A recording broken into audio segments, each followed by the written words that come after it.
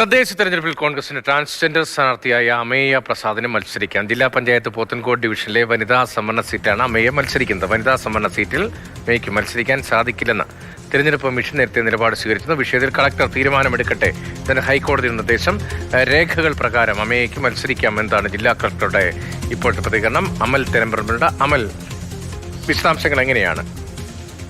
തിരുവനന്തപുരം ജില്ലാ പഞ്ചായത്തിലെ പോത്തൻകോട് ഡിവിഷനിലായിരുന്നു അമയ പ്രസാദിനെ സ്ഥാനാർത്ഥിയാക്കി കോൺഗ്രസ് പ്രഖ്യാപിച്ചത്. വളരെ പുരോഗമനപരമായ ഒരു തീരുമാനം എന്നുള്ള നിലയിൽ ഇത് ചർച്ച ചെയ്യുകയും ചെയ്തു. അതിന് പിന്നാലെയാണ് ഒരു വനിതാ സീറ്റിൽ ഇത്തരത്തിൽ ഒരു ട്രാൻസ് വുമൺ മത്സരിക്കുന്നതിനെ ചൊല്ലി ചില ആശയക്കുഴപ്പങ്ങൾ ഉണ്ടായത്.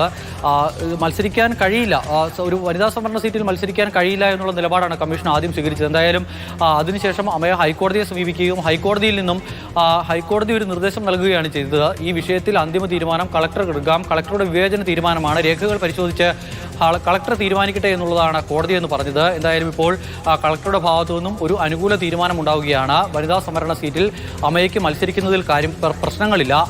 അമയ സമർപ്പിച്ചിരിക്കുന്ന രേഖകളിലെല്ലാം തന്നെ വനിത എന്നുള്ളത് തന്നെ രേഖപ്പെടുത്തിയിരിക്കുന്നു.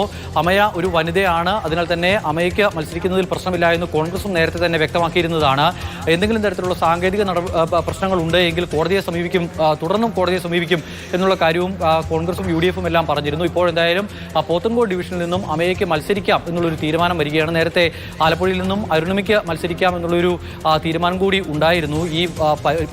ഈ പറയുന്ന സൂക്ഷ്മ പരിശോധന പൂർത്തിയാകുമ്പോൾ മാത്രമേ തീരുമാനം എന്ത് എന്ന് അറിയാൻ കഴിയൂ എന്നുള്ളതാണ് കഴിഞ്ഞ ദിവസങ്ങളിൽ ഈ കോടതിയുടെ നിർദ്ദേശം വന്നിട്ട് പോലും അമയെയും അതോടൊപ്പം തന്നെ UDF എല്ലാം അറിയിച്ചിരുന്നത്. ഇപ്പോൾ തീരുമാനം വരുമ്പോൾ അമയയ്ക്ക് അനുകൂലമായ തീരുമാനം ഉണ്ടാവുകയാണ്. അമയ കൈപ്പത്തി ചിഹ്നത്തിൽ പോത്തൻകോട് ഡിവിഷനിൽ നിന്നും UDF സ്ഥാനാർത്ഥിയായി മത്സരിക്കും. ശരി, തദ്ദേശ തെരഞ്ഞെടുപ്പിൽ കോൺഗ്രസ് ട്രാൻസ്ജെൻഡർ സ്ഥാനാർത്ഥിയായ അമേയ പ്രസാദിന് മത്സരിക്കാമെന്ന വളരെ പ്രധാനപ്പെട്ട തീർപ്പ് വരികയാണ്.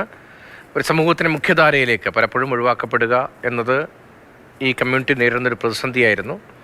പക്ഷേ സമൂഹം പൊതുവിൽ കൈപിടിച്ചവരെ ഉയർത്തുന്നുണ്ട്. അങ്ങനെ ഇപ്പോൾ മത്സരിക്കാനുള്ള അവസരം കൂടി ഉണ്ടാവുകയാണ്. തിരുവനന്തപുരത്തെ പോത്തൻകോട് ഡിവിഷനിലാണ് മത്സരിക്കാനുള്ള ഇപ്പോൾ അനുമതി, വ്യക്തത ഉണ്ടായിരിക്കുന്നത്. അമൽ തെരമ്പറമ്പിലാണ് വിവരങ്ങൾ നൽകിയത്.